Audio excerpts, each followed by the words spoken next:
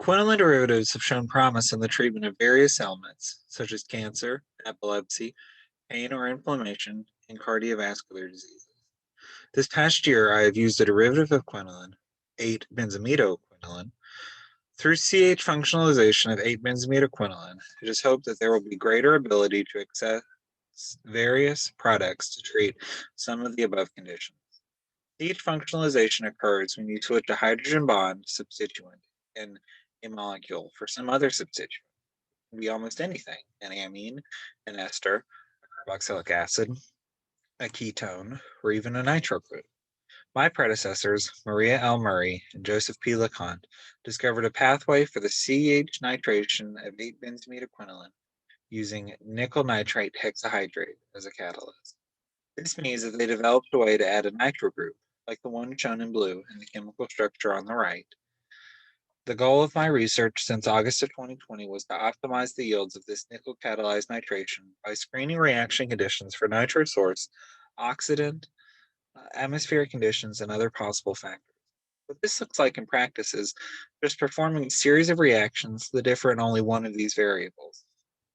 Although I was limited by the time constraints placed on my work by the COVID-19 pandemic, I was able to complete 3 reactions. For each of these reactions, all liquid solvents and or reagents were added using air-free techniques, which included the use of airtight syringes and a shrink line.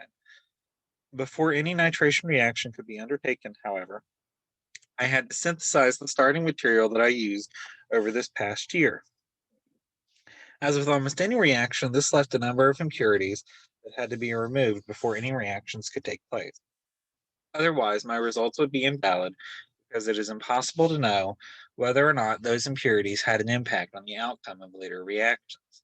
The purification process often involves silica gel columns.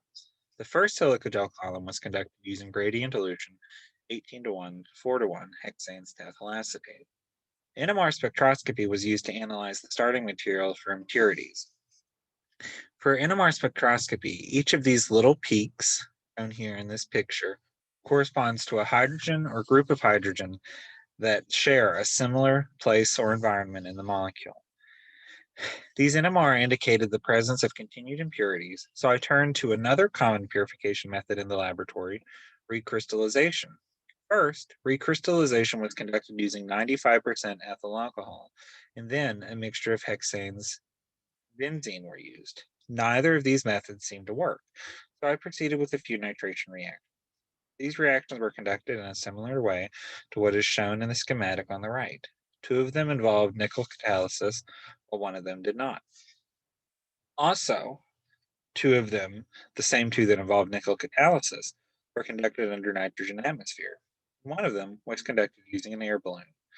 NMR spectroscopy was used to determine the yields for each of the nitration reactions. Based on the results shown here in the table, we can conclude 2 things. Nickel nitrate hexahydrate does in fact lead to the nitration of 8-benzimidine-quinoline, and nickel nitrate hexahydrate steers the reaction in the direction of the 5-nitro over the 7-nitro product. Moving forward, I will conduct the reaction with nickel under air, and then I will switch to no nickel under nitrogen atmosphere. This will allow me to see for sure how atmospheric conditions affect the nitration reaction. Then I will screen oxidants that may improve yields in the nitration. All of this hopefully will allow me to develop a better understanding of the nitration reaction, and then I will be able to start working with other starting materials to see for which of them nickel nitrate hexahydrate is able to cause the addition of a nitro group.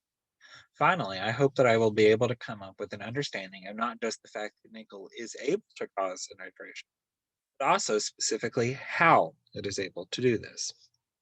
I'd like to give a special thanks to Dr. Jessica Hoover, Dr. Andreas Bauer, the Research Apprenticeship Program, and the National Institutes of Health.